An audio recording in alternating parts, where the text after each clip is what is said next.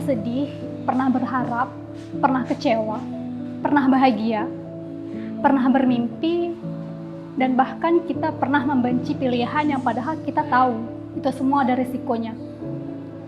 Setiap kita dilahirkan, orang tua selalu berharap dan berkata, ini pilihan yang tepat. Waktu saya kecil, orang tua suka bilang, kamu jadi seorang arsitek ya, atau kamu bisa jadi seorang dokter.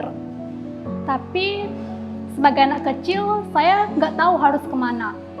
Jadi saya cuma diam, sampai saya suka nonton TV yang isinya itu ada inspirasi, motivasi, yang mungkin itu memang sangat berguna untuk kita semua. Tapi saya nggak lihat isinya, saya lihat orangnya, saya lihat pembawa acaranya, saya lihat pengisi acaranya, dan bilang, saya mau seperti itu, belajar di mana?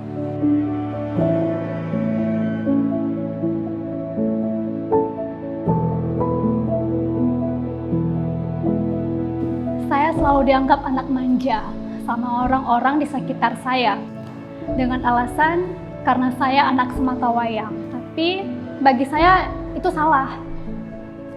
Saya beranggapan bahwa karena saya sendiri, justru saya lebih sulit bergantung sama orang lain.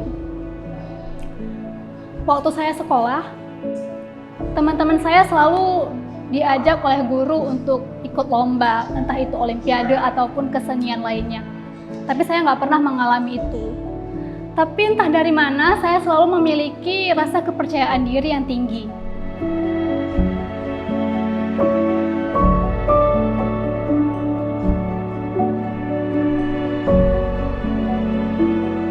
Sampai guru saya bilang, oh ya udah, kamu ikut lomba pidato aja gitu.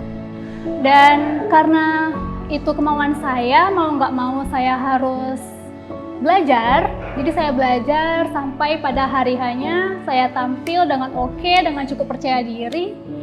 Dan ada guru dari sekolah lain sampai bilang, oh gitu nampilnya, bilang ke muridnya yang lain. Dulu saya suka nyesain satu buku kosong untuk saya ungkapin semua perasaan saya di situ dan apa yang saya inginkan.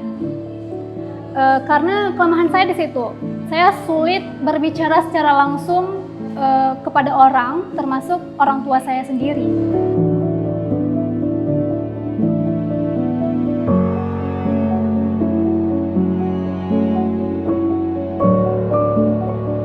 Dulu saya tulisnya itu masih di kertas-kertas dan saya kumpulkan di satu berkas.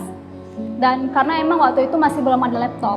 Orang tua dukung tanpa tahu kalau ternyata saya mau kuliah di sastra atau jurusan lain yang berkaitan. Padahal orang tua saya tetap maunya saya di arsitek dan kedokteran.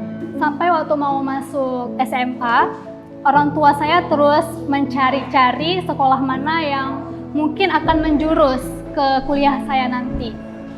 Entah itu farmasi ataupun sekolah teknik pembangunan.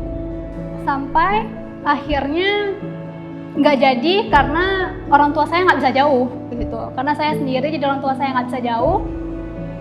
Dan akhirnya saya masuk ke sekolah biasa.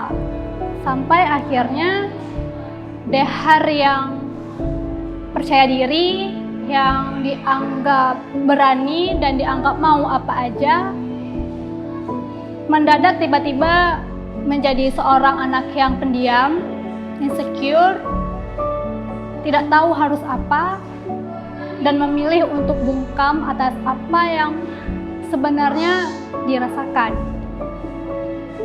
Karena waktu itu ayah saya sakit dan meninggal dunia.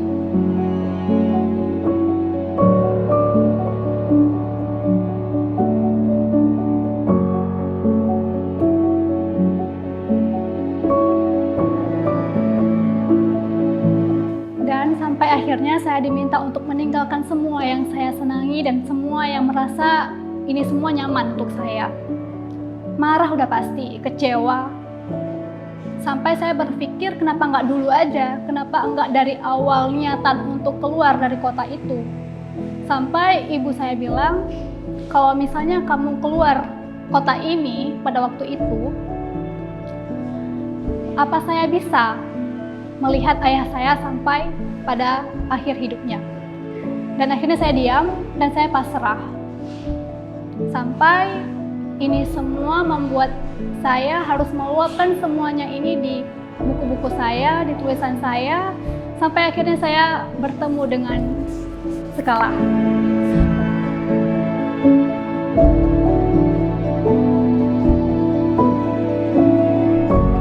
Skala yang selalu diberi harapan yang positif, yang meskipun energinya positif, selalu dianggap kaku soal perasaan, yang selalu dianggap tidak bisa romantis, yang diamnya selalu nggak dimengerti orang banyak.